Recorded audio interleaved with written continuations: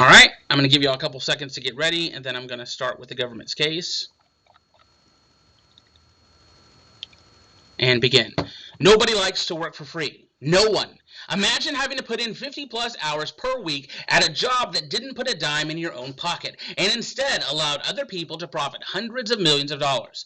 This is not fiction. This is not a Hollywood story. It is the sad reality for hundreds of high-profile athletes across multiple sports in today's America. Because the government decides to stand against this atrocious process, this House supports a federal NIL law for college athletes, the Name, Image, Likeness Law.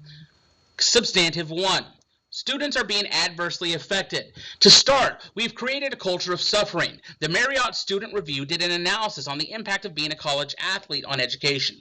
The analysis found that student athletes spend upwards of 50 hours a week on just the mandatory practices and team activities. That's 10 hours more than a full-time job. What does this mean about education? According to a study conducted by the College Sports Research Institute, found that student athletes were almost a fourth as likely to graduate as their non-athletic competitors. 24% chance to not get a college degree. This led us to ask the question, why? Why are our student athletes dropping out at record high rates in college? Finally, we found our answer from NBA player Shabazz Napier. While he was playing in the NCAA March Madness tournament, he and his fellow teammates were going to bed hungry, starving even. The NCAA earned over $750 million that year during March Madness, but couldn't even provide a crumb to its athletes that were wondering where their next meals would come from. This comes directly after they inked a 14-year, $10.6 billion broadcast contract with CBS.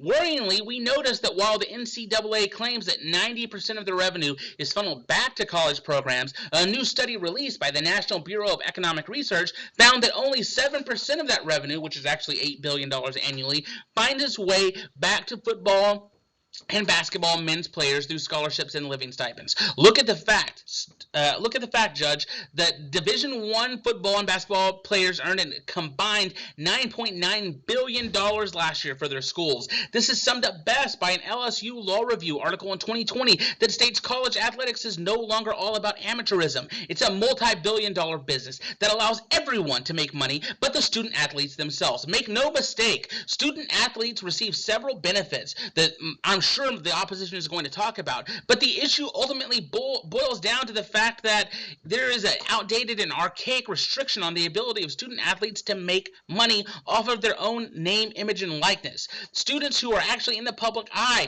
cannot profit off of it, whereas anyone who's a non-athlete has free reign to profit off of their own likeness. More problematic is the NCAA's stance that they disperse these funds throughout the entirety of sports by providing scholarships to student athletes across all the spectrum. Full ride scholarships are rarely available to athletes, so we have this myth of the scholarship, but only 85 full ride scholarships are actually available to all NCAA D1 universities annually. Full ride scholarships aren't that common unless you're an incredible athlete and you're signing with an NCAA Division I headcount sport, and even then, it's going to be less than 2%. These days, the percentage of high school athletes earning some kind of athletic scholarship is as low as 2%, so the percentage is even lower for full ride athletic scholarships. It's important to understand that no scholarship is guaranteed for a full 4 years. One has to ask themselves, what happens when one of these students gets hurt? What happens whenever they lose their scholarship? Well, we know what the answer is. They're kicked to the curb. When you combine the massive workload of college students on top of the academic demands of college, there's zero time for these kids to get a side job. They're forced to take out tens of or hundreds of thousands of dollars in loans just to pay their bills. In fact, the amount of student debt incurred by NCAA student athletes in 2019 was mind-numbing.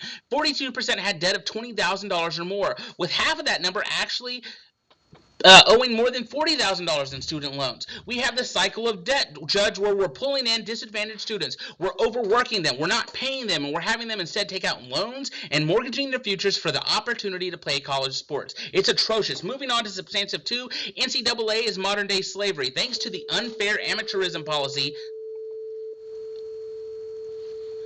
Thanks to the unfair amateurism policy, black student athletes are essentially unpaid laborers supporting the billion-dollar behemoth that is the NCAA organization. Today, the student athletes who generate the most revenue for universities, brands, and TV networks are the college football and college basketball programs. The vast majority of these players are black. To maintain amateur status and to be eligible to play, they cannot accept any gift or money off their image or likeness. As our first substantive showed, this places them in a precarious position. They're often burdened by tens of thousands of dollars in student loan debt, and a fourth of them don't even have a degree to show for it. Actually, that's not true. We're going to get to that here in a second. Meanwhile, modern-day overseers, predominantly white coaches, administrators, white schools, reap the benefits, the rewards of this black labor. More than 82% of college basketball coaches are white. More than 92% of FBS head coaches are white. More than 86% of conference commissioners are white.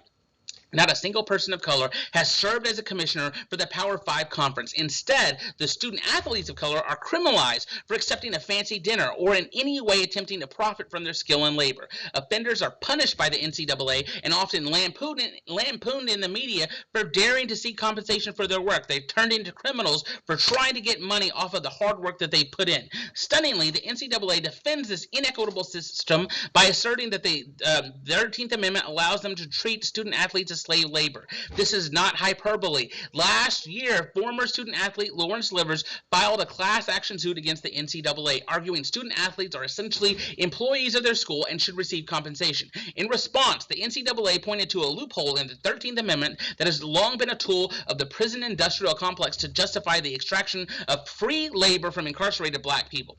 The NCAA audaciously claims that this also applies to the relationship to student athletes as well. This impacts their ability to graduate by doubling the already startling numbers of athletes who never graduate.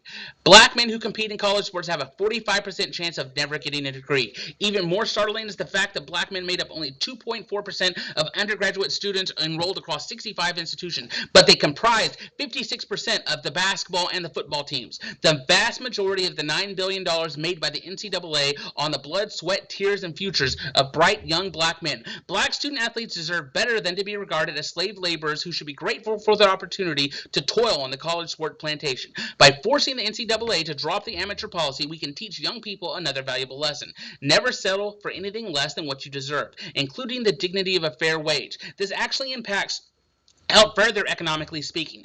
Athletes' bosses make millions directly off of the player's success. As many as 42 college football coaches earned at least $2 million in 2012. And some college basketball coaches, including the University of Kentucky coach John Calipari, make more than $5 million a year. Corporations are also raking in the money off of merchandise funded by the work of these students, made popular by the unpaid players. Nike took in $4.6 billion in retail sales in 2011 from college licensed merchandise alone. The modern-day slave trade of the NCAA must be stopped. Please vote for the government.